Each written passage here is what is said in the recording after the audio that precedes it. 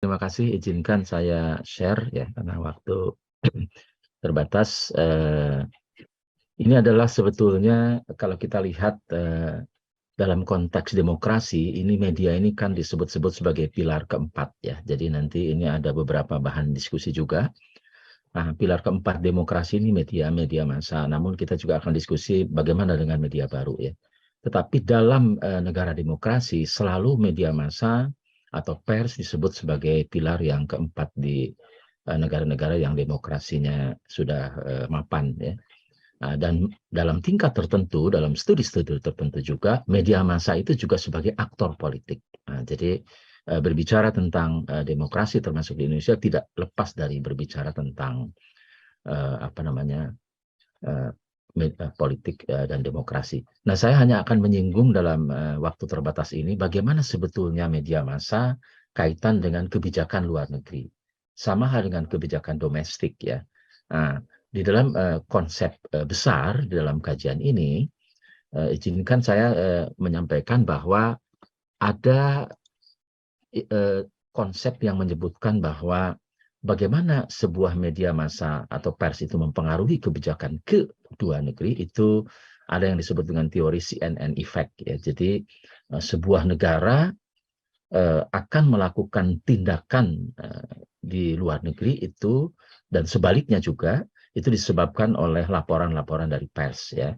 Nah, di CNN effect ini adalah sebuah eh, konteksnya adalah Amerika Serikat sebetulnya. Nah, ketika Indonesia sekarang menjadi middle power juga, itu akan sangat mempengaruhi kebijakan-kebijakan yang diambil oleh Kementerian Luar Negeri.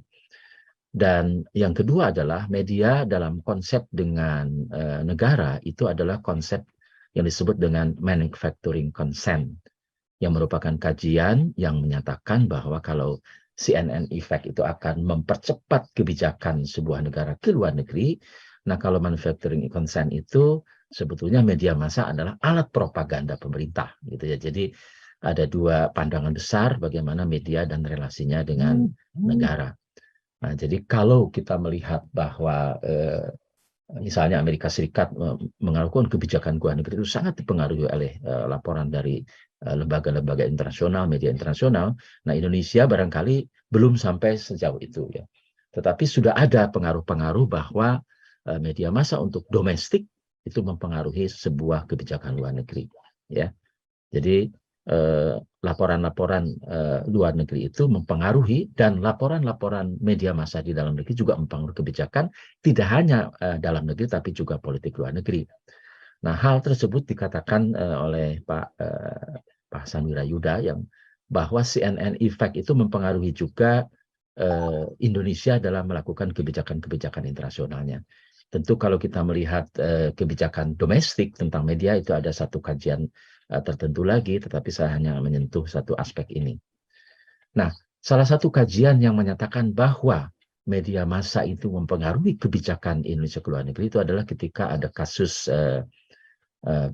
nuklir ya, perubahan sikap Indonesia ketika menjadi anggota tidak tetap Dewan Keamanan PBB yaitu 2007-2008. Nah, di sini menyatakan bahwa kebijakan Indonesia yang pro sanksi kepada Iran kemudian terjadi perdebatan dan wacana media di dalam negeri, maka kemudian dia mempengaruhi sikap Indonesia di dunia internasional.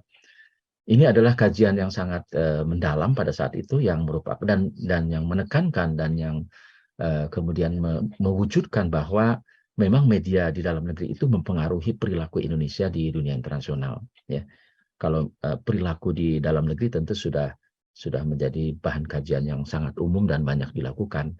Nah, inilah yang menyebabkan kemudian pada tahun berikutnya karena wacana di dalam media tentu saja bukan karena medianya sebagai aktor juga, tetapi dia juga menyerap di dalam peristiwa-peristiwa di dalam negeri, baik itu di DPR maupun akademisi. Disinilah pada akademisi ilmu politik dan akademisi ilmu-ilmu sosial lainnya itu berpenting dalam kemudian melahirkan wacana dan perubahan kebijakan dalam luar negeri ya.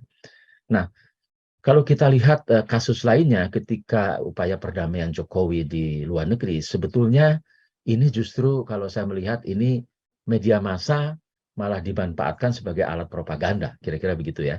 Jadi ada kalau tadi media massa mempengaruhi kebijakan luar negeri, nah ini kemudian media massa menjadi sebuah instrumen ya, karena sesungguhnya ketika upaya perdamaian itu sampai dikatakan sebetulnya hasilnya masih sangat tidak ada sekali ya, sangat minim sekali ya, hanya sebagai show of government ability aja di dalam diplomasi. Padahal secara impact terhadap perdamaian juga tidak ada. Nah ini jadi ada poin di mana media massa juga digunakan sebagai instrumen di dalam kebijakan luar negeri Indonesia. Nah demikian juga ketika kasus COVID sebetulnya ini mempengaruhi juga Indonesia, media ini sebaliknya. Media di Indonesia melaporkan adanya COVID dan melaporkan adanya bahaya ini mulai dari bulan Januari, tetapi kemudian keputusan Indonesia untuk melakukan kebijakan tertentu malah terlambat ya, baru bulan berikutnya ya, bulan Maret begitu. Jadi ini juga tidak begitu besar pengaruhnya terhadap ini, tetapi ketika Indonesia sudah mulai mencari vaksin, maka media di Indonesia melihat bahwa kalau tidak ada tindakan-tindakan cepat untuk mendapatkan vaksin, maka Indonesia akan menjadi korban yang sangat besar. Nah ini dalam hal tertentu media di Indonesia mempengaruhi kebijakan Indonesia untuk mendorong segera mendapatkan vaksin itu dan kemudian melakukan kerjasama.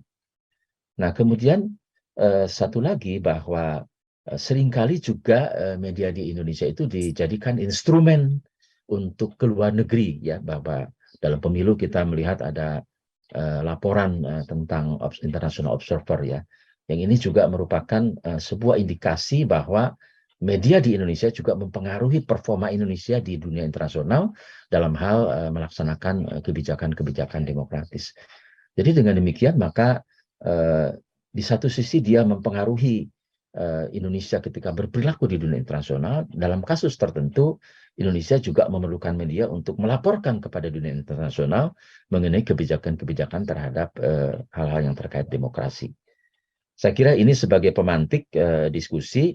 Nah, hanya di sini sebagai catatan saja ya, bahwa ketika muncul media baru ini masih belum dibahas dalam hal ini, tetapi saya ingin mengatakan bahwa karena pers ini adalah salah satu pilar demokrasi yang sangat penting, maka media baru belum bisa menggantikan itu. Media baru seperti sosmed itu banyak digunakan instrumen politik. Nah ini oleh kalangan-kalangan tertentu karena adanya anonimitas dan adanya kesempatan-kesempatan.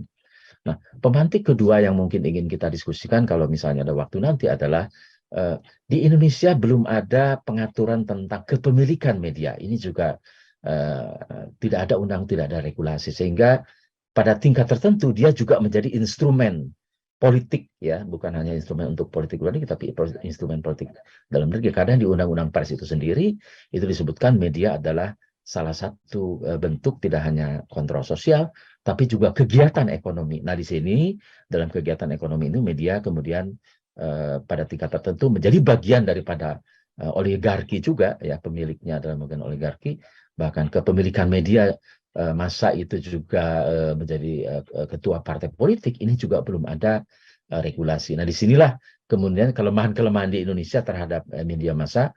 Tingkat pengaruh ke luar negeri juga sebagai pengambil kebijakan belum besar, tetapi belum ada aturan yang jelas mengenai bagaimana pemilikan media massa, sehingga kalau dikatakan media massa sebagai pilar demokrasi di sini, bahwa belum sepenuhnya media massa di Indonesia bisa dikatakan sebagai pilar demokrasi karena belum ada regulasi yang mengatur kepemilikan itu apakah bisa menjadi ketua partai politik atau menjadi aktor politik di dalam pemilu dan lainnya. Saya kira sebagai pemantik diskusi di akhir tahun ini, terima kasih atas kesempatannya kepada Apsipol. Wassalamualaikum warahmatullahi wabarakatuh.